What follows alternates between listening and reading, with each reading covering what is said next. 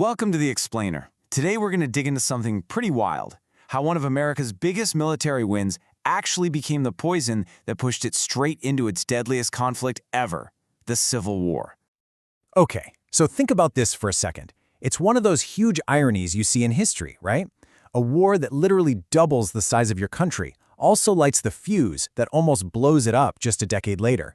So how on earth could a victory so total lead so directly to civil war? Let's get into it. So, let's set the scene. We're back in the 1840s. You've got a president with this grand vision for America's future, but he's also got a massive blind spot, and it's about the one issue that could and would tear everything apart. You've got President James K. Polk, and this guy, he was a man on a mission. He was all in on this idea of manifest destiny, the belief that the U.S. was destined to stretch from the Atlantic to the Pacific, and that meant getting a huge chunk of northern Mexico. He was absolutely determined to get that land. And right here, this is the giant, glaring problem in his whole plan. The one question that was like a ticking time bomb in American politics. What happens with slavery in all this new land? Is it going to be free soil, or is it going to expand the institution of slavery? Polk and his supporters, they basically just decided to pretend that question didn't exist.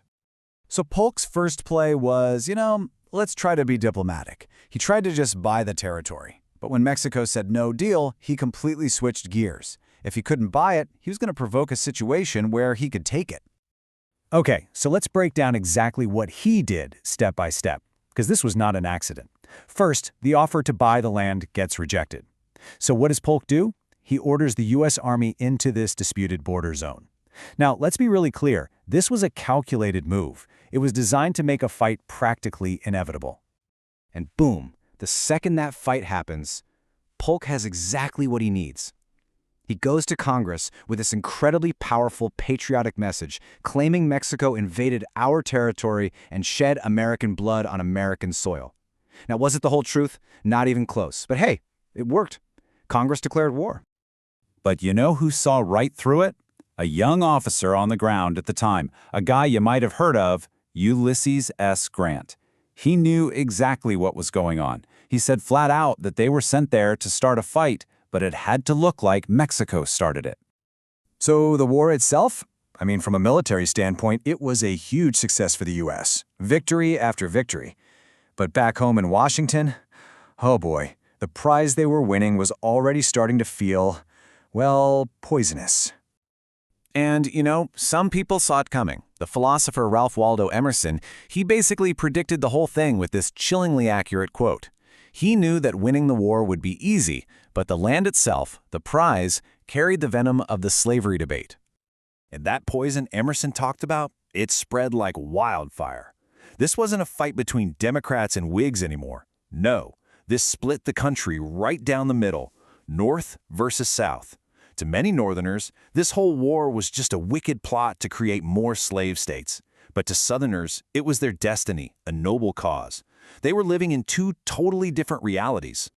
Then, in 1846, right in the middle of the war, a congressman drops a bombshell. It's called the Wilmot Proviso, and it proposed that slavery should be banned in any land won from Mexico. This just blew the lid off everything. Suddenly, this theoretical problem was a real piece of legislation. It passed in the House, where the North had more people, but died in the Senate. It was a perfect snapshot of a nation gridlocked and divided against itself. All right, so fast forward 2 years. The war is over, the U.S. gets its prize, this gigantic piece of land all the way to the Pacific. A huge win for Polk's manifest destiny. But now the real headache begins. The land was won, but the question of what to do with it was tearing the country apart. And just when you think things couldn't get any more complicated, while all the politicians are yelling at each other in D.C., something happens thousands of miles away that's about to throw a whole tanker of gasoline on this fire.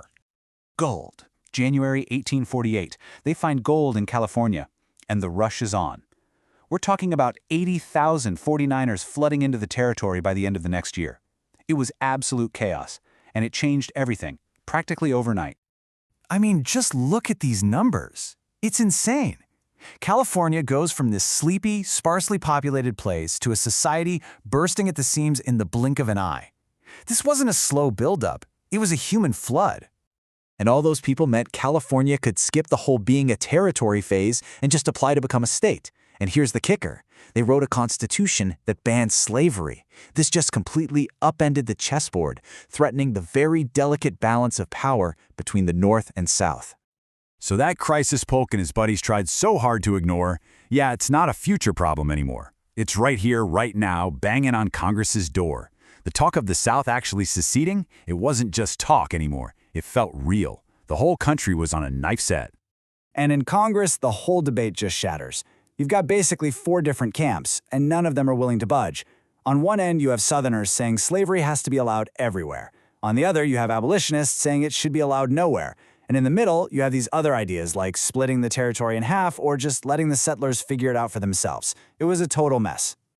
With the country literally about to break apart, the old guard, we're talking political heavyweights like Henry Clay and Daniel Webster, they step into the ring for one last-ditch effort to hold the whole thing together. And what they came up with was messy. It's this big, complicated package of 5 separate laws. The North gets California as a free state, which is a huge win for them. But the South gets a brand new, much tougher Fugitive Slave Act. You see what they're doing? It's this crazy balancing act, trying to give just enough to both sides so nobody walks out. But here's the thing. That's all it was. It was a truce. It wasn't a solution. It was an amazing bit of political maneuvering, for sure. It pulled the country back from the brink, but it didn't solve the core problem. It basically just kicked a very, very explosive can a little further down the road. So the Compromise of 1850, it bought another decade. 10 more years of a really fragile, really tense peace. But that poison Emerson warned about, the poison that came with all that new land from the war with Mexico, it was now deep in the nation's bloodstream, and the stage was officially set for the final, heartbreaking act, the American Civil War.